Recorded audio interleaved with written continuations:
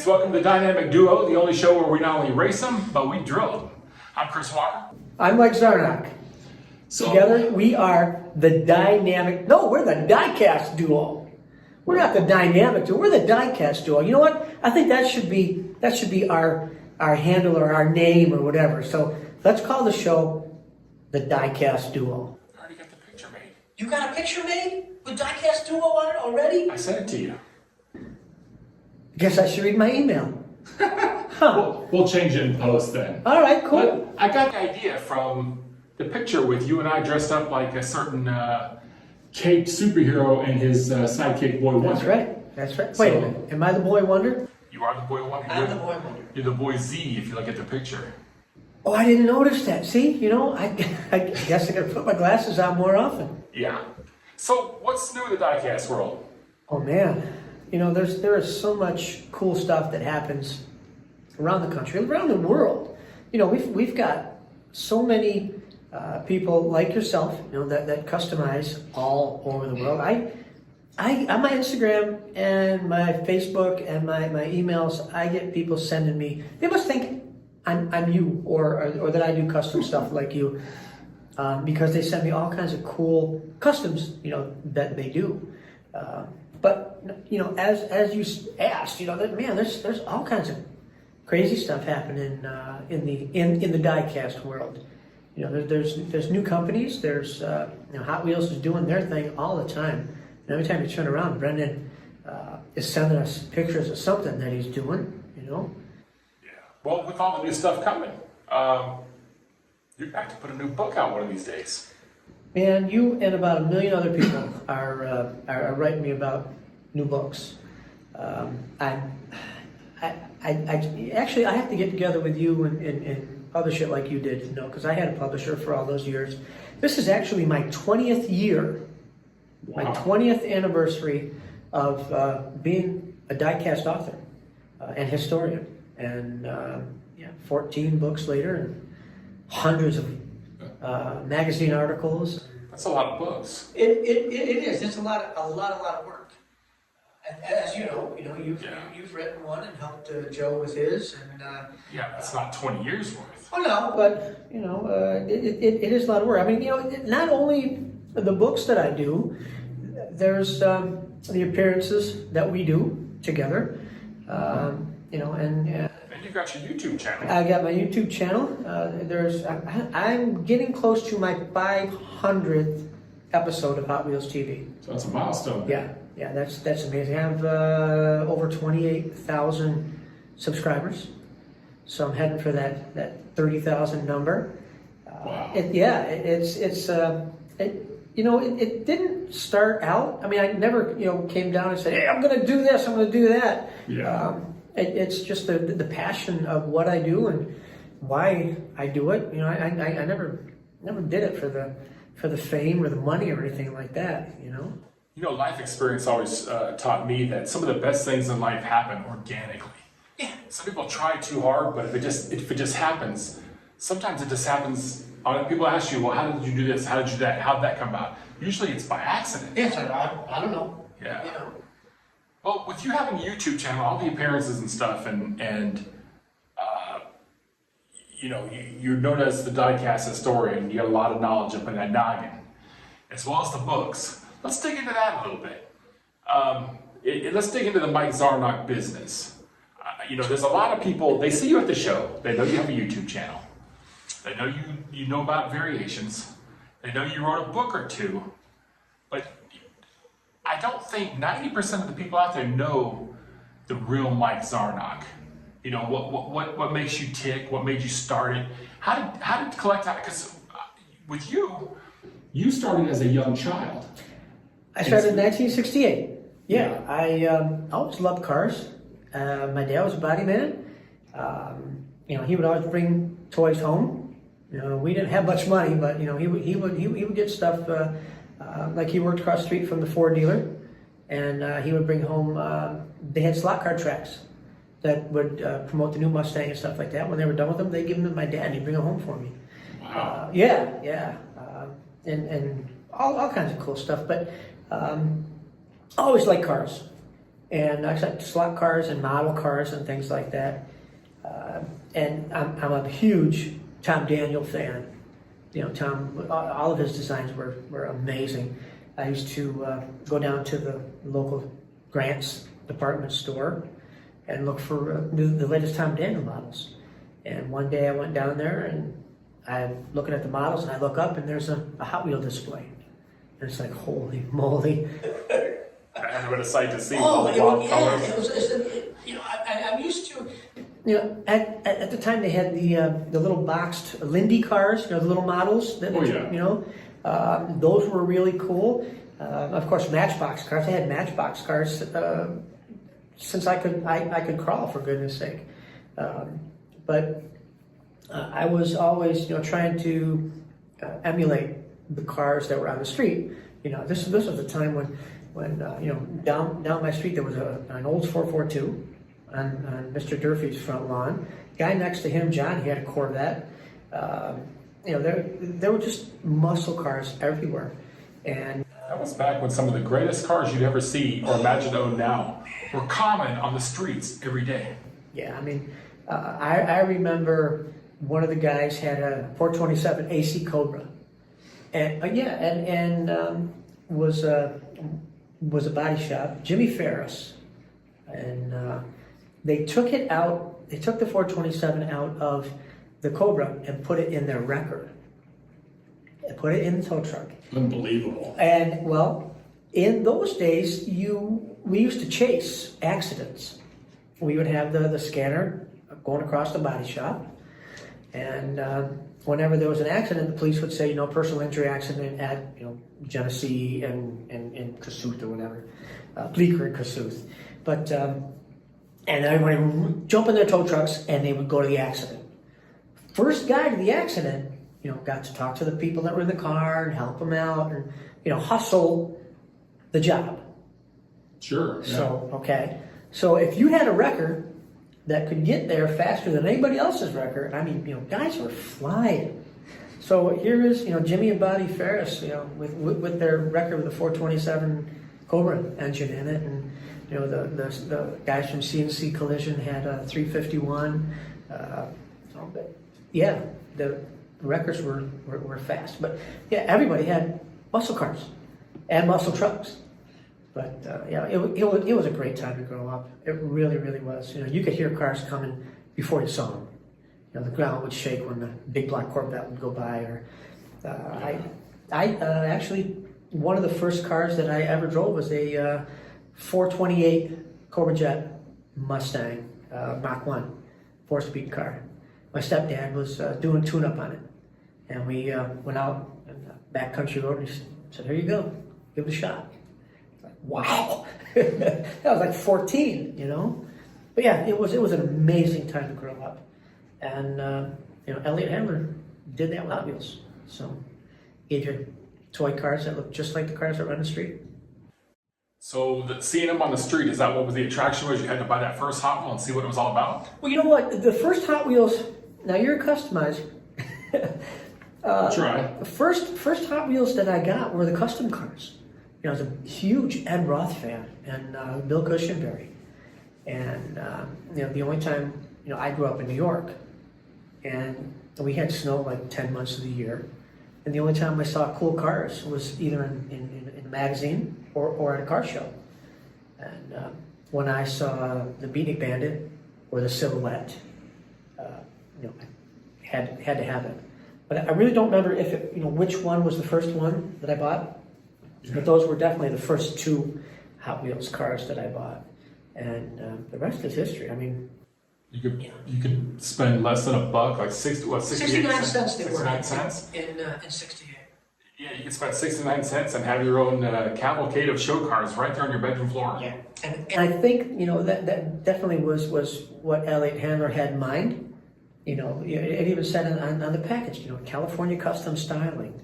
And it was true. You know, the cars that you could buy, a Hot Wheel car, were the cars that were cruising on the streets in California. They were on the streets in your town, and they were in the magazines. And flashy paint, mag wheels. Superchargers, and, you know. Supercharged chrome pipes. Yeah, everything. You know, bubble tops. The rake. had the look. Every bit of it was, it said California. You know, I don't know any kid that lived on the East Coast that did not want to move to California. Yeah. You know, for hot rods. I mean, that was my dream. I was going to be 18 years old, graduate high school, go to Southern California, be a professional drag racer and a custom car builder. And I didn't get to California until I was in my 50s, but you know.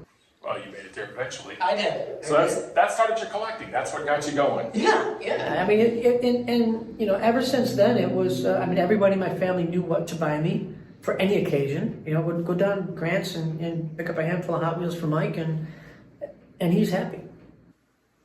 Now, when did your collection? I'm sure, like crazy? Well, I'm sure it got crazy in 69, 68. Well, you know, when I was a kid, I had to have one of every car that came out. And I didn't care about colors or, you know, I really didn't pay much attention to that. Just that I knew when the new Corvette came out, I had to have that. Sky Show came out, I had to have that, the drag racing set, you know. So I did have every car that came out from 68 to probably 71, 72. And track sets. 72, is that when you discovered girls? Yes. Yeah. That's the story. Just about that time. 72 was cars, real cars, and girls. Yep. And but you know, I still collected, and this is a terrible story, but it's a true story.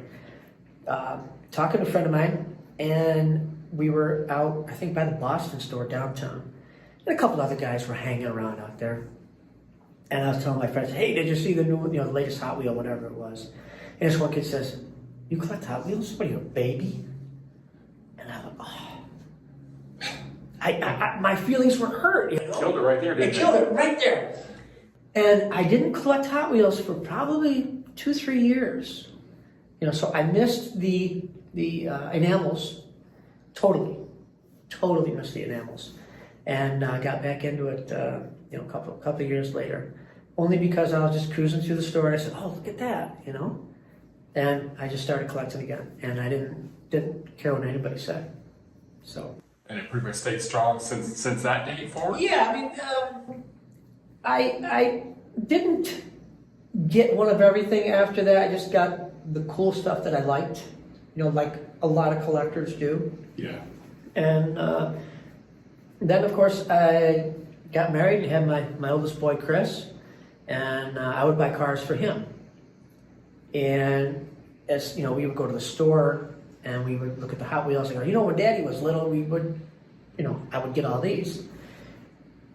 And it you know, I started collecting for him, with him. And then I said, well, you know what, I like this too. So I'd get one for Chris and one for myself. And just started collecting again. And that was probably the mid-90s. And it just, for some reason, it kicked into overdrive. And I went back and got Hot Wheels from when I was a kid. The black walls, track sets. And then I noticed that I had one of everything, pretty much. Except the red lines. My goodness, I couldn't tell you, you know. Yeah, there's a lot of color variations on A lot of stuff. But I started getting into the collector numbers. And I had one of every collector number except for, you know, like a handful of them. And then I noticed that there were different wheels, and there were different interiors, and different colors. And then it went crazy. And I started getting all the different variations. Then I started talking to other people. You know, the internet started coming around in 1995 or so. And that opened up collecting pretty good. Big time. Because that's when I met Ray Adler from Hot Wheels. Now he's vice president of games or something like that, electronic games at Old Mattel. Yeah, good for me. Yeah, definitely, great guy. And you know, a lot of other guys I would talk to, and they would tell me that they found this, and then I would go look for that, and I'd find it, and vice versa. You know, we'd help each other out all over the country. And that's actually when I wrote my first book. Was around that. I mean, I had a huge website. I learned how to do websites, and had a huge list. And people would say, "Hey, can you send me a copy of your list?" And I said, "Yeah, I'll copy it, and whatever it costs me to copy it and mail it to you, it's like $5." So, slow down a minute now. Since those are the list of everything that was out, variations and all, as much as you knew at the time? Yeah. Okay. So because you made the list, that's what made a light bulb go off in your head? Well, how'd that work out? Like I said, people were asking, because my website got huge. There were a lot of people on my website. It was called Mix Hot Wheels. And This is called Mix? Mix Hot Wheels Collection, MICKS, because there were so many Michaels out there, or Mikes. Okay. I decided to, there were no Mick, so, and some people did call me Mick. Some people still call me Mick from back then, from '95. Okay. And I started sending out a lot of lists, and I'm thinking, wow, a lot of people want this. A lot of people look at my website, so maybe I should, do a book on variations. Because at the time there were no variation books out. Bob Parker did his book. Mike Strauss did the Tomart book, and it really didn't get too involved in the meticulous variations, that the variation collectors were looking for. So I shopped it around to a couple publishers, and right off the bat, Krause said, "Yeah, let's do it." Whoa, I got a book deal, That's amazing. Yeah, it was. But I didn't start to be a price guide. I just wanted to do a variation guide. So after we signed all the contracts and all that, and then they said, "Okay, well, now you got to put the prices to all the cars."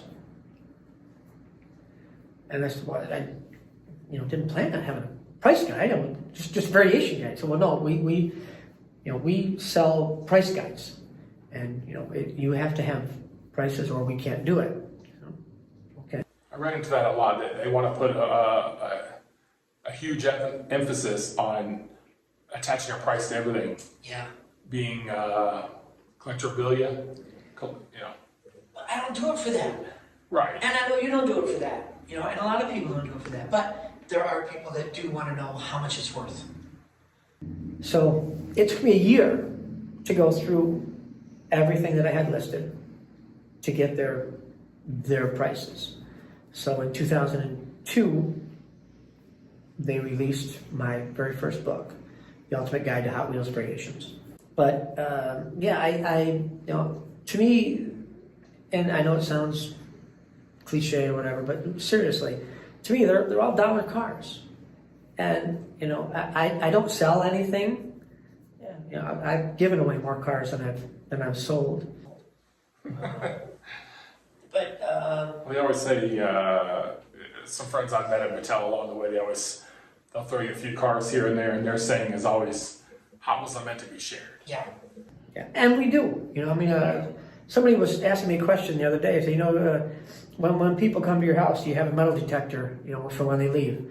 I said, no, because I'm handing them a bag full of Hot Wheels. Anybody who comes to my house, here you go. They're leaving with something. Yeah, they're leaving with something.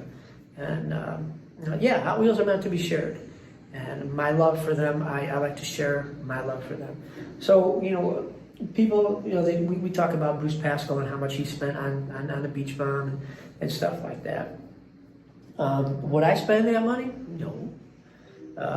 Bruce would. Everybody has a different elevation of their collecting. If you can, do it. You know what I mean? But you and I have known each other long enough that that to me there's just stuff that I love, like you. Yeah. And Well, now for those of you out there who don't know, Bruce Pascal, some people know who he is. The longtime collectors, newer collectors aren't really familiar with him. He's the gentleman that paid $72,000. upwards close to that. He signed an agreement where he wouldn't disclose the actual price, Yeah.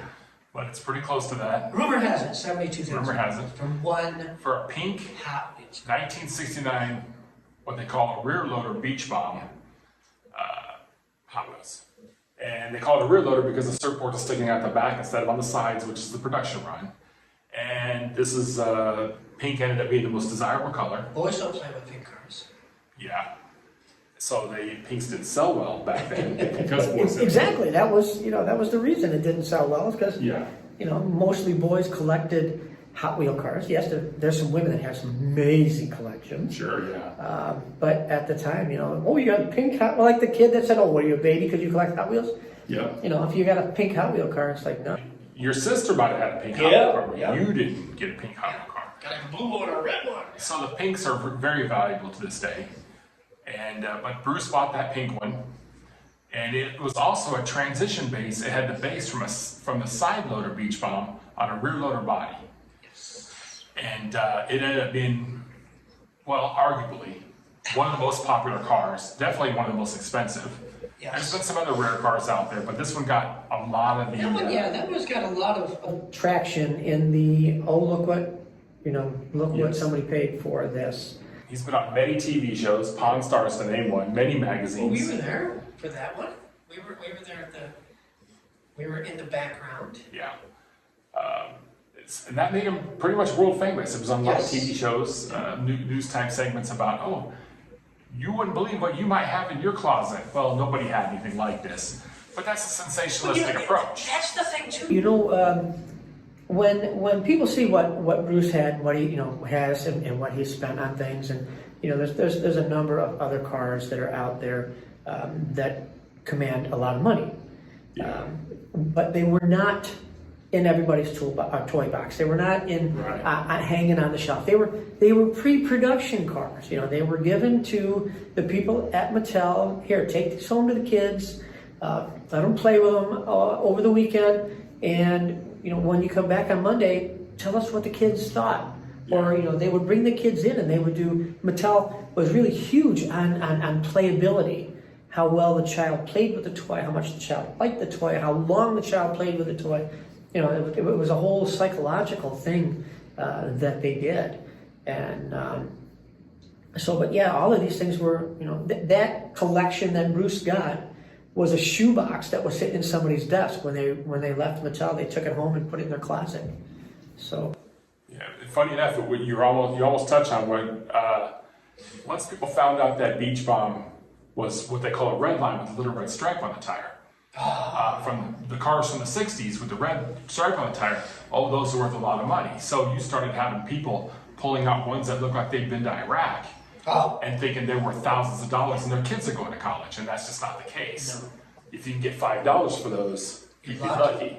They didn't understand that sometimes it's the color, definitely condition, and rarity of the model. There's a lot of models that aren't made in higher numbers like some of the rest of them. Like, you can get a blue Beatnik Bandit, and even in a mint condition, it's nowhere near what maybe a beat-up old Sport 42 is. Yes. And you definitely, even if you have a rear loader beach bomb in any condition, you want it. Well, they made, they were pre-production, and it's said that they only made about 200 of them. And when I helped Bruce with his book,